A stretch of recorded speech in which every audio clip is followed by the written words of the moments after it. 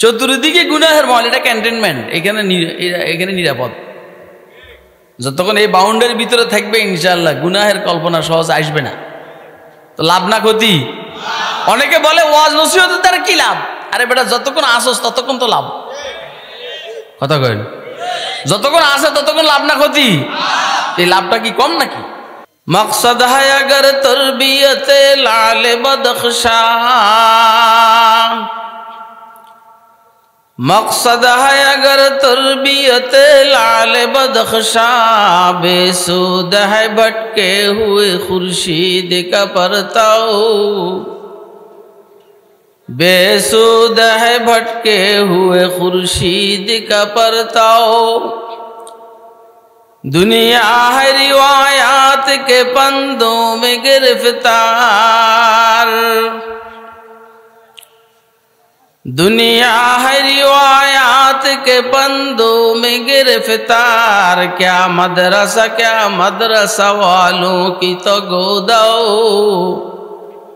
क्या मदरसा वालों की तो गोदाओ, कर सकते थे जो अपने जमाने की इमामत, कर सकते थे जो अपने जमाने की इमामत, वो कुहना दिमाग अपने जमाने के हैं पैरू,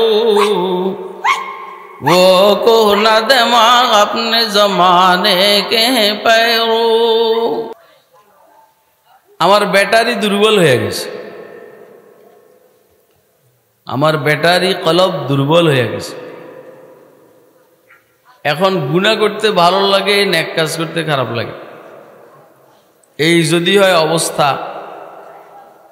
বয়ানে বসলে আল্লাহর দয়ায় ব্যাটারিটা একটু মজবুত হয়, চার্জ হয়, তখন গুনাহ করতে খারাপ লাগবে, নেক কাজ করতে ভালো লাগবে। কথা কয় না? এটা সহবতের একটা গুরুত্বপূর্ণ উপকারিতা। আগুনের কাছে বসলে গরম লাগবে, তারপরে বরফের ডিপুতে বসলে ঠান্ডা লাগবে, এটাই স্বাভাবিক। এটা শুধু আমাদের নয়, যে সাহাবায়ে কেরামেরও এরকম হইতো। গসিলুল মালায়েকা হযরত হানজালা রাদিয়াল্লাহু তাআলা, আব্দুল্লাহ বিন হানজালা বলেন, উনি একদিন বলতেছেন, নাফাকা হানজালা, হানজালা মুনাফিক হয়ে গেছে। এই যে মুনাফিক হয়, নিজে মুনাফিক বলে না, যে পাগল ও নিজে পাগল মনে করে। পাগল নিজেরে বুদ্ধিমান মনে করে, এলাকার সবাইরে পাগল মনে করে। এই জন্য পাগলে মিলবালা। কথা কয় না? পাগলে কি ভালো কয়, যে তুইও ভালো আমিও ভালো, আর সব পাগল।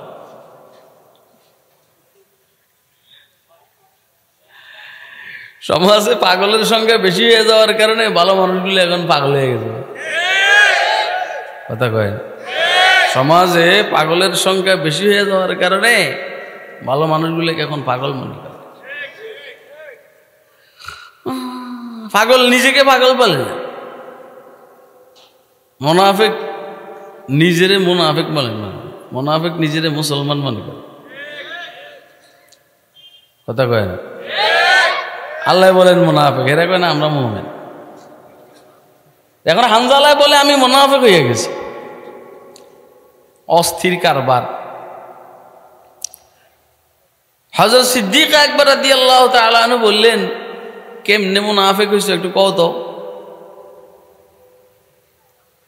তো হযরত আব্দুল্লাহ বিন হানজালা বললেন,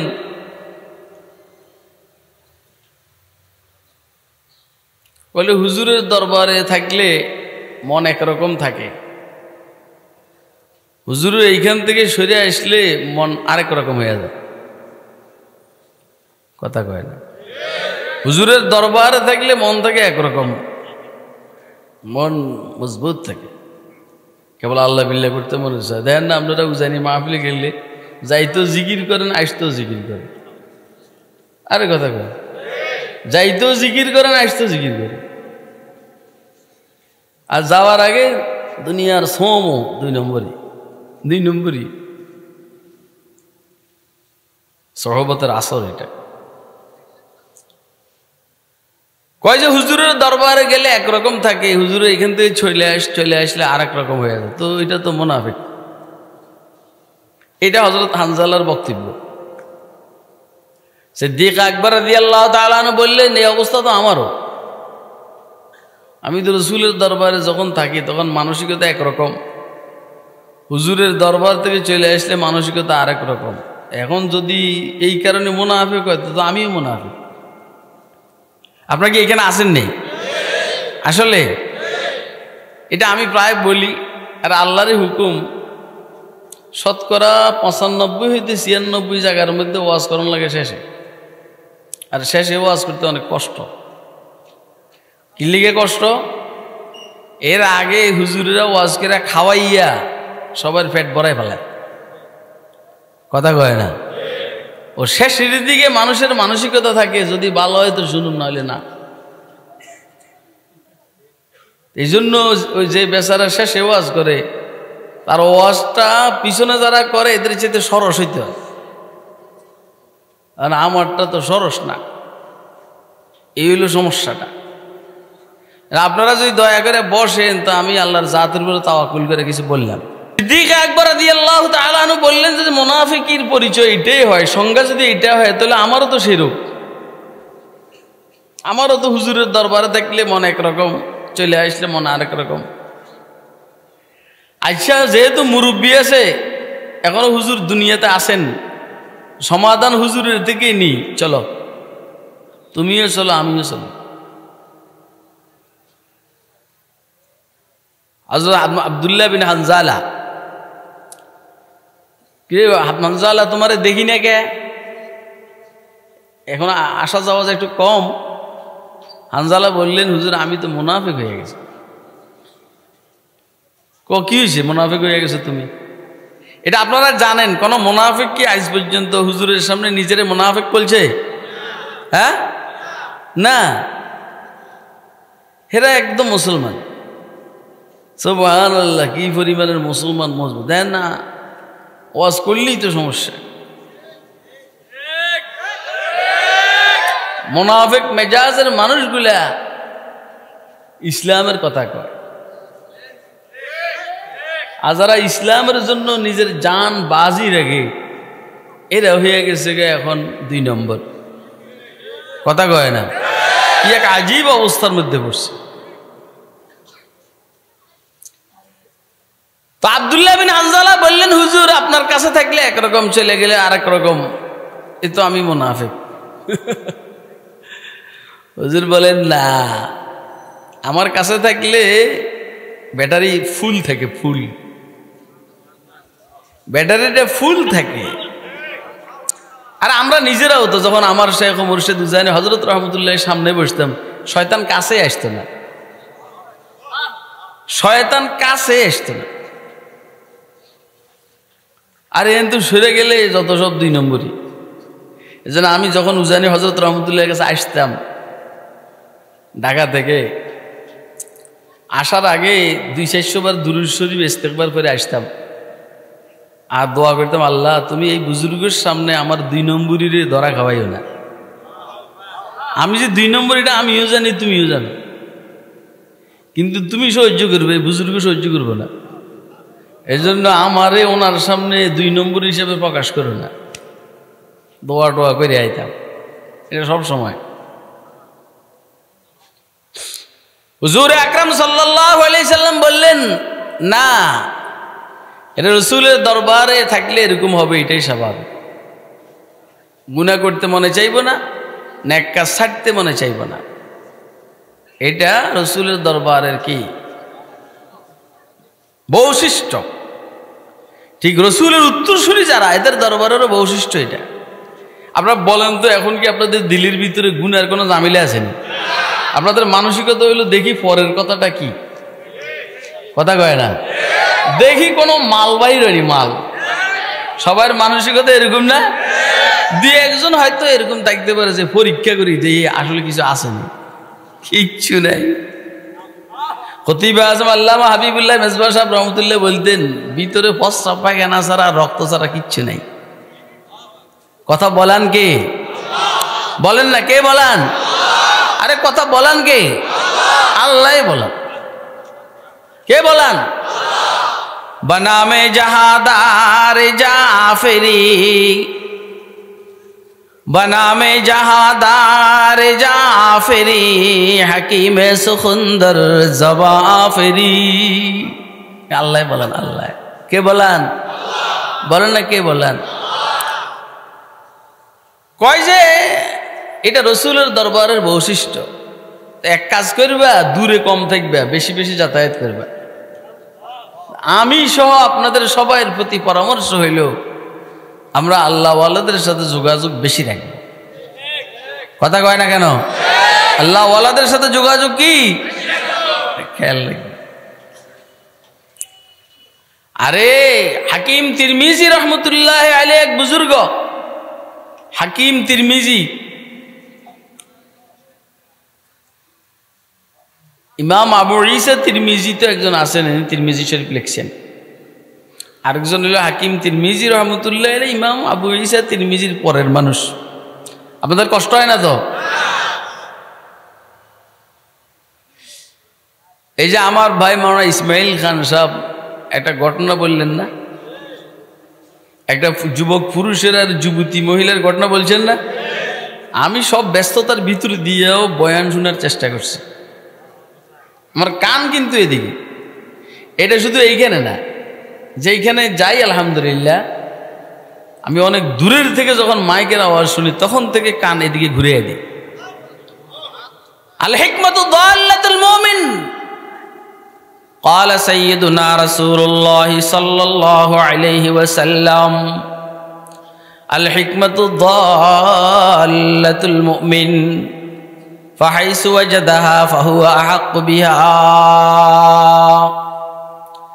আল্লাহর হাবিব হযরত মুহাম্মদুর রাসূলুল্লাহ সাল্লাল্লাহু আলাইহি ওয়াসাল্লাম ইরশাদ করেন, হিকমা দ্বীনের গুরুত্বপূর্ণ কথা, দ্বীনি সমুজ, দ্বীনের প্রজ্ঞা, এটা মুমিনের হারানো সম্পদ।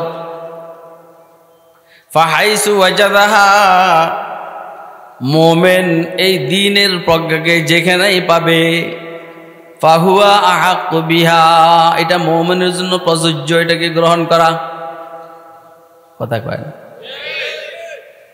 আমরা কিন্তু বয়ান শুনি না, অনেকে ঘুর ঘুর করে, অথচ এমন এমন কথা আল্লাহর বান্দার জবান দিয়ে আল্লাহ বাইর করেন, বড় বড় মানুষের ফায়দা হয়। এগুলো আল্লাহ করান। কে করান? কর না। এক যুবতী মহিলা আর যুবকের ছেলের কথা বলছে না, আমিও একটা শুনেই। হাকিম তিরমিজি রহমতুল্লাহ আলাইহি নওয়াদিরুল উসুলের মুসান্নিফ, বড় সুন্দর মানুষ, একে বেশি সুন্দর। আর তালিবুল ইলম সুন্দর হইলে বেশি সুন্দর দেখা যায়। কথা কয় না? তালিবুল ইলম যদি সুন্দর হয় এটার বেশি সুন্দর দেখা যায়। একে তো এমনি সুন্দর, আর ওটা হলো সুন্নতের সুন্দর। এটা সুন্দর ছেলের যদি মুখে দাড়ি থাকে আপনি তাকাইয়ে দেখেন তারে কেমন দেখা যায়, আর সাইসলেও আপনি দেখেন তারে কেমন দেখা যায়। তো হাকিম তিরমিজি উনি এক বাগানের পাশ দিয়ে যাচ্ছিলেন। বহুদিন থেকে একটা যুবতী মেয়ে ওনাকে টার্গেটে রাখছে।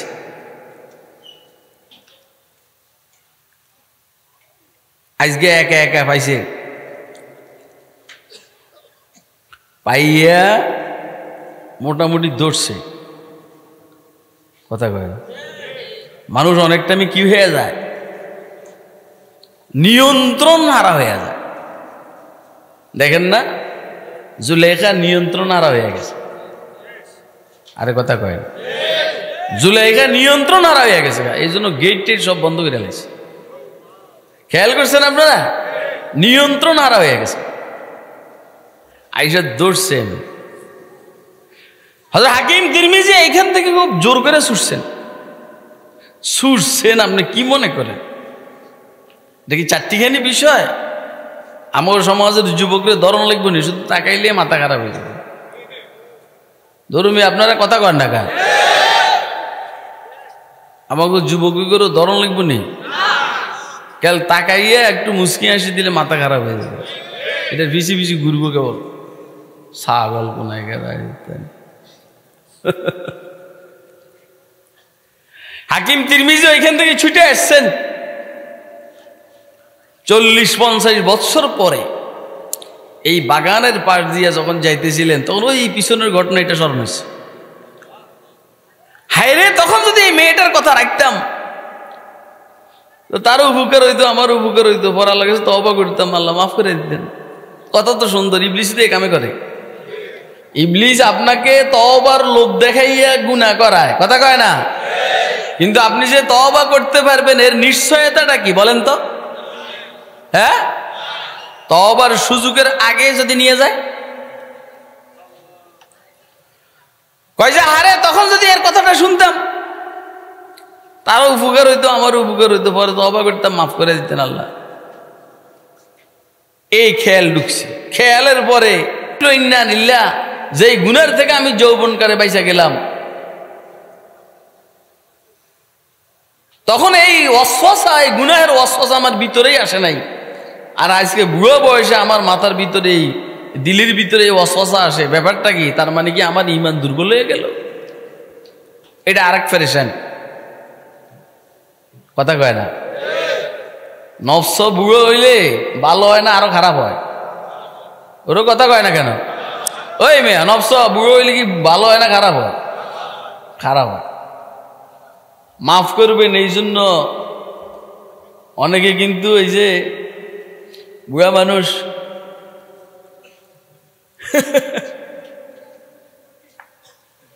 এলাকার দাদা, এলাকার নানা, সবাই ওনারে বিশ্বাস করে, কিন্তু আসলে এটা সমস্যা।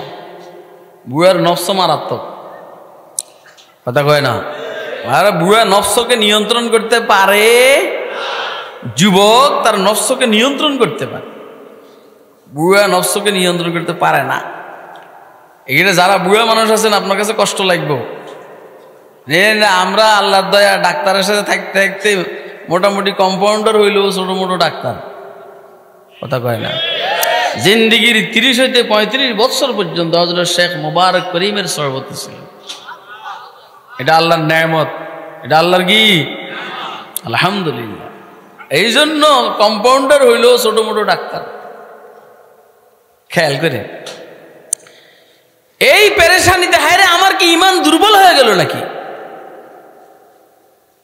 কান্নাকাটি করতেছেন হাকিম তিরমিজি। এ ফাঁকি দিয়ে ঘুম চলে আসছে, আর স্বপ্নে রাসূল আকরাম সাল্লাল্লাহু আলাইহি সাল্লামের সাথে সাক্ষাৎ।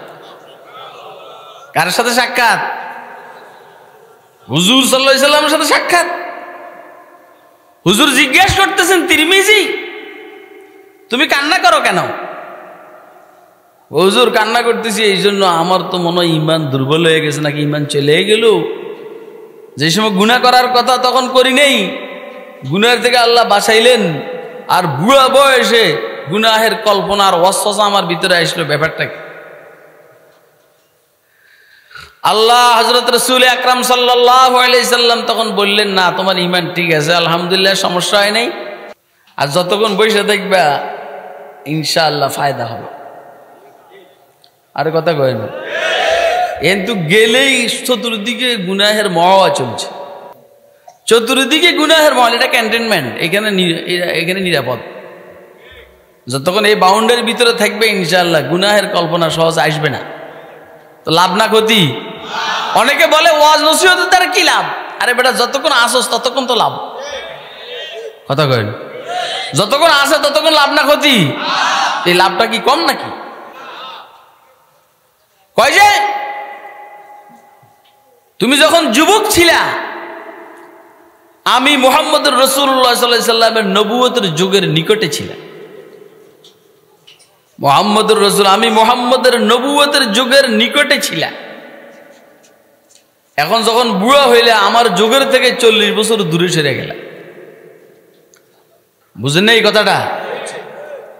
এখন বুয়া হইলে তো আমার নবুয়তের যুগের থেকে তুমি 30-40 বছর দূরে সরে গেলা। এই যুগের থেকে দূরে সরে যাওয়ার কারণে বুয়া বয়সে এই খেয়াল আর ওয়াসওয়াসা তোমার ভিতরে আসছে।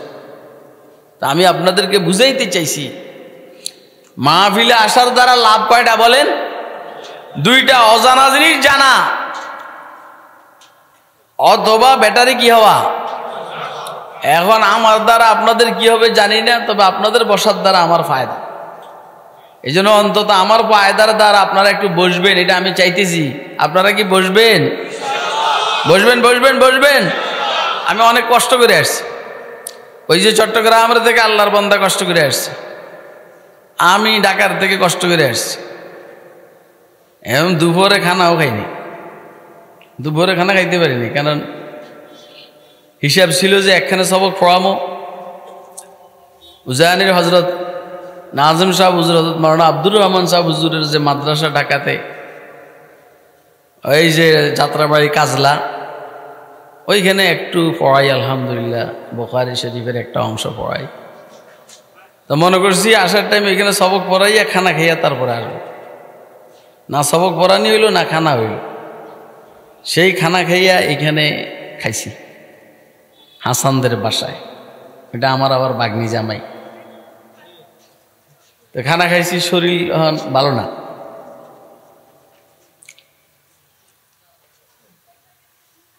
আমি আপনাদের সামনে কোরআন মজিদের সূরা কাহাফের শেষ দিক থেকে 1-2টি আয়াতে শরীফা তেলাওয়াত করেছি এবং হুজুর আকরাম সাল্লাল্লাহু আলাইহি সাল্লামের ছোট্ট 2টা হাদিস শরীফ আপনাদের সামনে পাঠ করেছি।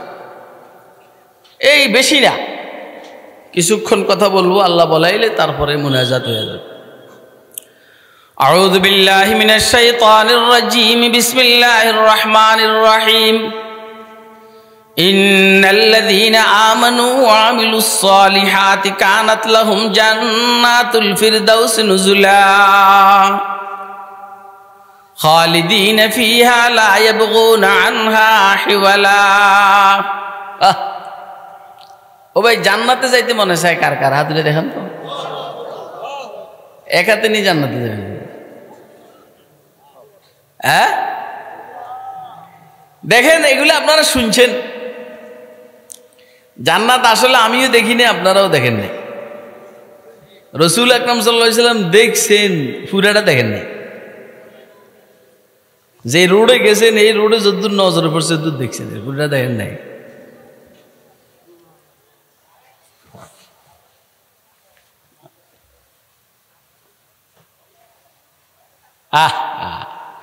উজানের স্টেজে জান্নাত জাহান্নামের উপরে ওয়াজ করতেছিলেন নোয়াখালীর হযরত মাওলানা নুরুল্লাহ সাহেব রহমতুল্লাহ আলাইহি। কি নাম? নুরুল্লাহ সাহেব রহমতুল্লাহ আলাইহি। জান্নাতের উপরে, জাহান্নামের উপরে, দোজখের বেহেশতের উপরে ওয়াজ করতে আছে।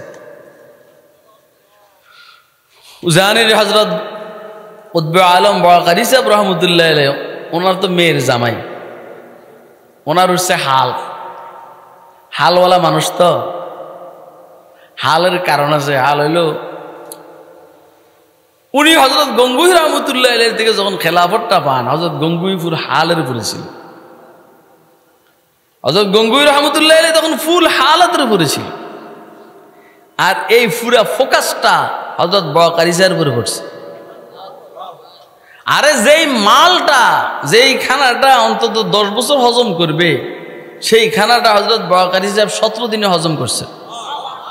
এই জন্য ফোকাস বেশি পড়ছে। ফোকাস বেশি পড়ার কারণে ওনারও এই অবস্থা, ওনার সিলসিলার যারা আহলে হক এদেরও একই অবস্থা। আপনারা কি আমার কথা বুঝতে আছেন? এখন হালওয়ালা মানুষ নুরুল্লাহ সাহেব রহমতুল্লাহ আলাইহি বয়ান করতে আছেন জান্নাত আর জাহান্নামের উপর। আজকাল তো জান্নাত জাহান্নামের ওয়াজ কম হয়। আজকের ওয়াজ হলো কেমনে মাঠ গরম করবে, হে ওয়াজ কথা কয় না। আপনারাও মনে মনে বলতেছেন, কিরে এ মেয়ে এরম ঠান্ডা কা?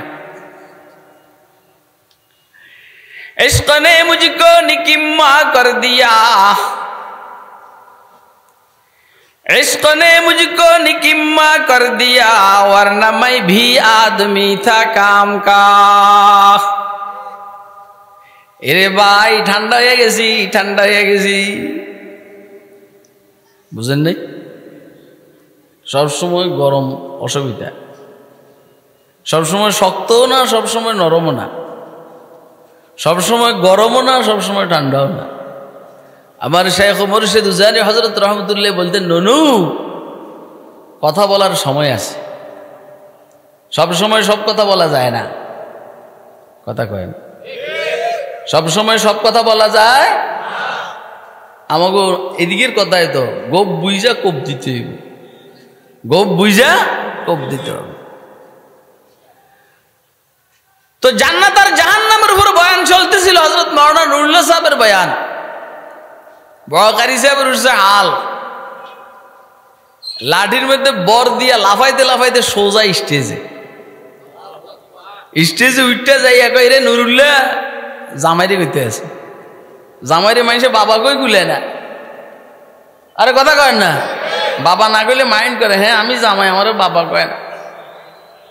কয় রে নুরুল্লাহ, বেহেশত তুইও দেখোস না, আমিও তো দেখি নাই। আরে না, তুই বেহেশত দোজখের ওয়াজ করস, তুই বেহেশত দেখোস না, দোজখও দেখোস না। আমি ইব্রাহিম বেহেশত দেখছি, দোজখও দেখছি, তুই নাম। আমি ইব্রাহিম বেহেশত দেখছি, দোজখও দেখছি, তুই নাম। ওয়াজ করুম আমি। কথা কয় না কেন?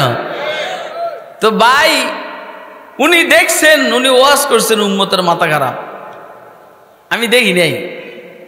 তবে আমি আপনাদেরকে এতদূর বলতে পারি, আলহামদুলিল্লাহ সুম্মা আলহামদুলিল্লাহ, বুজুর্গদের জুতার বরকতে সাইয়েদনা আলী রাদিয়াল্লাহু তাআলা আনহু যেমন বলছিলেন যে আল্লাহর রসুল এবং আল্লাহর কথাবার্তায় বেহেশত দোজখ সহ আখিরাতের উপরে যে বিশ্বাস, ইনশাআল্লাহ দেখার পরে আর বিশ্বাস বাড়বে না, বিশ্বাস যা হওয়ার হয়ে গেছে। আল্লাহর দয়া, বুজুর্গদের জুতার বরকতে আর সোহবতের বরকতে আমরা নাখান্দা নালায়েকদেরও আলহামদুলিল্লাহ বেহেশত দোজখের ব্যাপারে একটা বিশ্বাস হয়েছে, কবরের ব্যাপারে, আযাবের ব্যাপারে, শান্তির ব্যাপারে, ফুলসিরাতের ব্যাপারে, এটা দেখার পরে আর বাড়বে না, যেটা আছে সেটাই হবে। এই জন্য অনেক টাইমে গুনাহ করতে মনে চাইলেও ভয়ে পারি না। কথা কয় না? এই জন্য গুনাহ করতে মনে চাইলেও অনেক টাইমে ভয়ে কি লেগে মাইর দিব, তো এই বিশ্বাস আছে। কথা কয় না?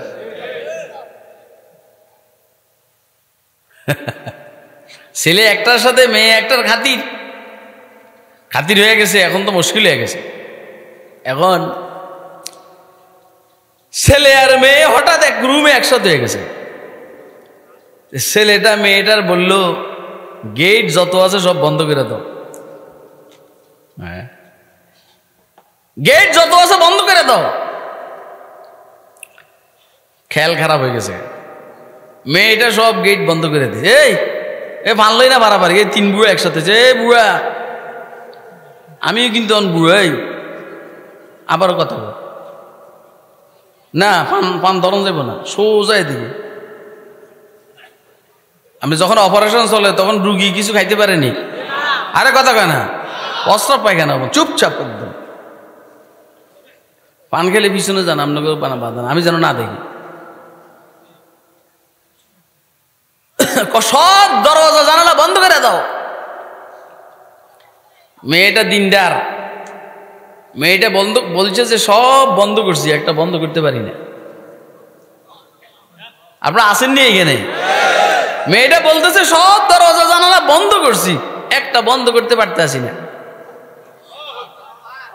ছেলেটা বলতেছে কোনটা বন্ধ করতে পারতেছো না? একেবারে লাভ দিয়ে উঠে গেছে, আমি বন্ধ করব, দেখাই দাও কোনটা। আল্লাহু আকবার, আল্লাহু আকবার, আরে চিৎকার দিয়ে এখন আল্লাহু আকবার। মেয়েটা বলতেছে যে একটা দরজা জানালা আমি বন্ধ করতে পারতেছি না। ছেলের তো মাথা ঠিক নেই, কোনটা বন্ধ করতে পারো না? মেয়েটা বলতেছে যে জানালা দিয়ে আমার রব আমার দিকে তোমার দিকে তাকায় রয়েছে, পারলে এটা বন্ধ করে দেবো দেখি এবারে। দেই জানালা দিয়ে আমার রব তোমার দিকে আর আমার দিকে তাকায় রয়েছে, পারলে এটা বন্ধ করো। কথা কয় না কেন? আপনারা কি আমার কথা বুঝতেছেন? কি বুঝলেন? ছেলেরা বলছে বুঝছি বোন, বুঝছি বোন। যে আল্লাহ যে আমার দিকে আর আপনার দিকে তাকায় রয়েছে, এটাকে বন্ধ করতে পারবেন? কথা কয় না কেন? যেহেতু এটা বন্ধ করা যাবে না, সেহেতু কোনো গুনাহ করা যাবে, বলেন না? যেহেতু সেটা বন্ধ করা যাবে না, সেহেতু কোনো গুনাহ করা যাবে